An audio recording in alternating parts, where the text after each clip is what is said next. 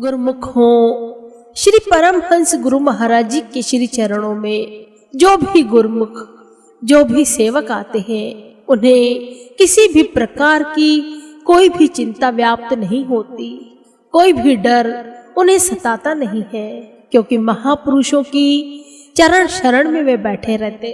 वे जीव निर्भय पद को प्राप्त करते हैं, कोई भी भय उन्हें सताता नहीं है, क्योंकि महापुरुषों का श्री वचन उनके साथ हमेशा ही रहता है।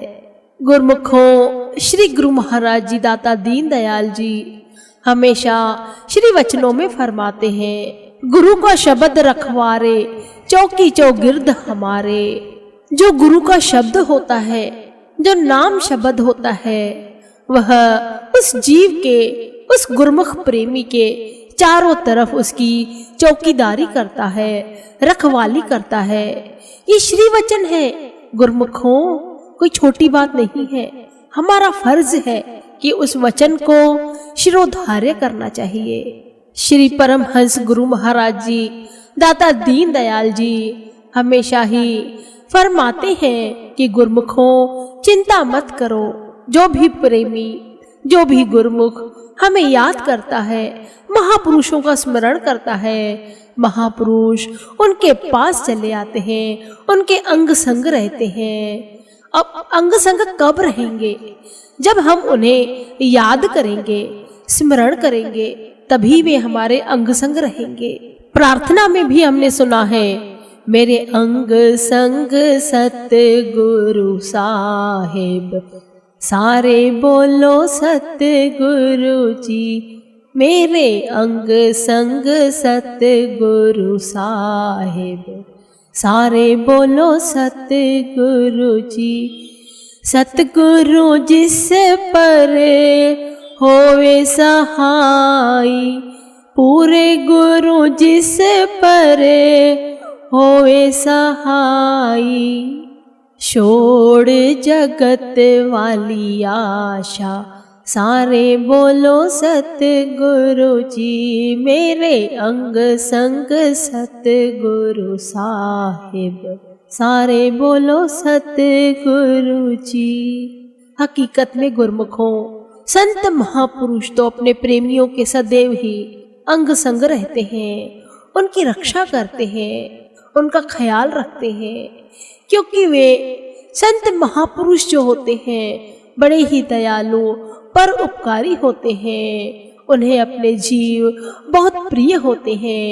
वे अपने गुरुमुखों से बहुत ज्यादा प्यार करते हैं, तो वे किसी भी प्रकार की कोई भी तकलीफ अपने गुरुमुखों के इर्द गिर्द नहीं आने देते। किंतु गुरुमुखों, ये हमारा फर्ज है कि हम महापुरुषों की आज्ञा में रहे।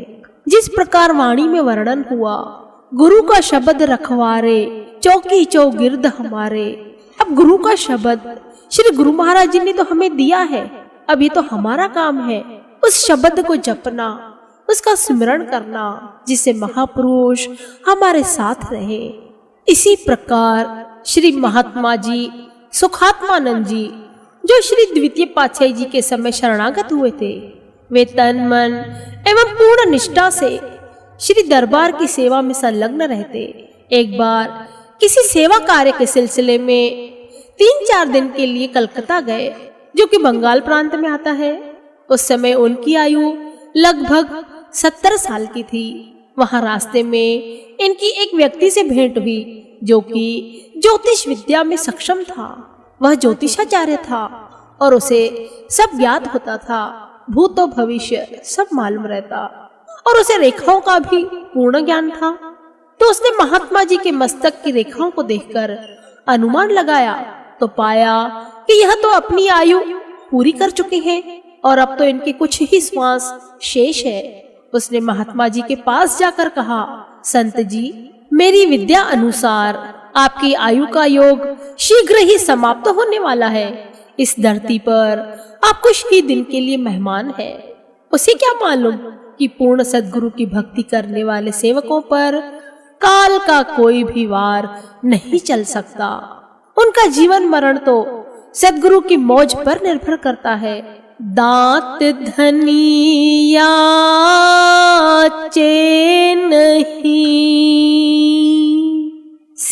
जीव करे दिन रात, कहे कबीरता सेवक ही, काल करे नहीं घात। कहे कबीरता सेवक काल करे नहीं घात।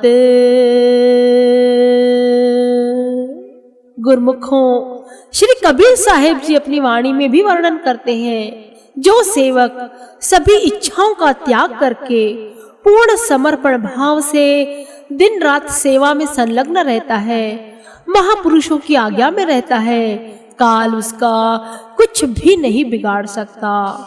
महात्मा जी ने विनम्र भाव से उत्तर दिया, जो मेरे सतगुरु को स्वीकार है, उनके आदेश के बिना काल मेरा बाल भी बांका नहीं कर सकता। इतना कहकर महात्मा जी ने वहां से प्रस्थान किया और जब वे श्री आनंदपुर पहुंचे, श्री प्रभु जी ने मौजवश उन्हें अपने पास बुलाया और फरमाया, महात्मा जी कैसा रहा बंगाल का सफर, कोई परेशानी तो नहीं हुई? महात्मा जी ने विनय की, नहीं गुरु महाराज जी, आप जी की कृपा से कोई कठिनाई नहीं आई। श्री सद्गुरुदेव दाता दीनदयाल जी ने फरमाया, महात्मा जी कठिनाई तो आपको आ भी नहीं सकती। श्री पंचम महाप्रभु जी ने अपने दोनों कर कमल महात्मा जी के सिर पे रखते हुए बड़े ही सहज भाव से ये श्री वचन किए, आप जब तक चाहें इस धरती पर रह सकते हैं, काल भी आपके वश में है। श्री परमहंस दयाल जी महाराज आपके साथ हैं। इन श्री वचनों को श्रवण कर वहां उपस्थित सभी गुरमुख हतप्रभ रह गए। महाप्रभु जी के पावन आशीर्वाद के फलस्वरूप महात्मा जी 100 वर्ष की आयु से भी अधिक समय तक सेवा करते हुए श्री चरणों में लीन हुए। गुरमुखों, महापुरुष तो पल पल अपने प्रेमियों के साथ रहते हैं। जो भी गुरमुख जिस भी स्थान पर, जिस भी जगह, जिस भी समय गुरु महाराज जी को याद करता है, गुरु महाराज जी वहां पर उनकी सहायता के लिए पहुंच ही जाते हैं, क्योंकि महापुरुष अपने प्रेमियों से बहुत प्यार करते हैं। दिन रात उन्हें अपने प्रेमियों की फिक्र रहती है।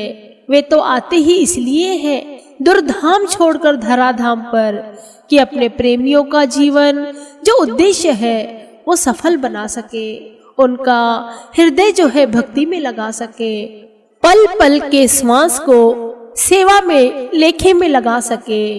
गुरमुखों, महापुरुषों का कोई अपना स्वार्थ नहीं होता। हम जो देखते हैं श्री महात्मा जन, श्री बाईजन या जो भी भगत जी, भक्तानी जी तहे दिल से श्री गुरु महाराज जी की सेवा में समर्पण है, और वहां पर श्री आनंदपुर में या श्री प्रयागधाम में, श्री संत नगर या देश विदेश के हर एक कोने में जो भी महात्मा जन, बाई जी, बहन जी, दादी जन वहां पर बैठे हैं, वहां पर जो वो सेवा कर रहे हैं, वो कोई मामूली बात नहीं है, क्योंकि वहां तक पहुंचने के लिए उनका अपना स्वार्थ का पूरी तरीके से त्याग करना पड़ता है। अपनी इंद्रियों को वश में रखकर उन्हें परमार्थ का कार्य करना पड़ता है।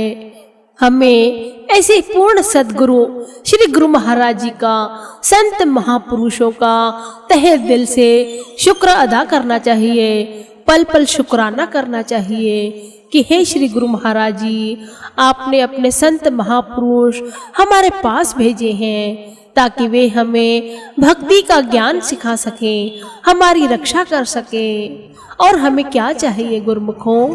हमारा तो केवल यही ध्येय होना चाहिए, यही उद्देश्य होना चाहिए कि महापुरुषों की प्रसन्नता को प्राप्त करना है, संत महात्माओं की प्रसन्नता को प्राप्त करना है। और वो कैसे प्राप्त होगी? जब हम उनकी आज्ञा में रहेंगे। जिस समय जो भी संत महापुरुष आज्ञा फरमाते हैं, उस आज्ञा को पल्ले बांधकर सेवा कार्य किसी भी स्वार्थ के बिना पूरा करना चाहिए, उसमें अपना स्वार्थ नहीं रखना चाहिए, क्योंकि फिर वो सेवा नहीं रह जाती, वह केवल एक कार्य बन जाता है। और हमें तो श्री गुरु महाराज जी सिखाते हैं, कार्य करो, निष्काम कार्य, जिसे सेवा का दर्जा दिया जाता है, इसी में ही जीवों की भलाई है। अभी हमने श्री लीला में भी सुना कि किस प्रकार श्री गुरु महाराज जी ने महात्मा जी की रक्षा की, कहाँ तो बंगाल, कहाँ श्री आनंदपुर, किस प्रकार श्री गुरु महाराज जी ने उन महात्मा जी के सिर पर हाथ रखे, आशीष दिया, श्री वचन किए। गुरुमुखों, हमें भी अपने भक्ति के नियमों को पूरा करते हुए महापुरुषों के आशीर्वाद प्राप्त करना चाहिए और किसी भी भय से निर्भय होकर संत महापुरुषों की चरण शरण में रहकर अपना जीवन सफल बनाना चाहिए। बोलो जयकारा, बोल मेरे श्री गुरु महाराज की जय।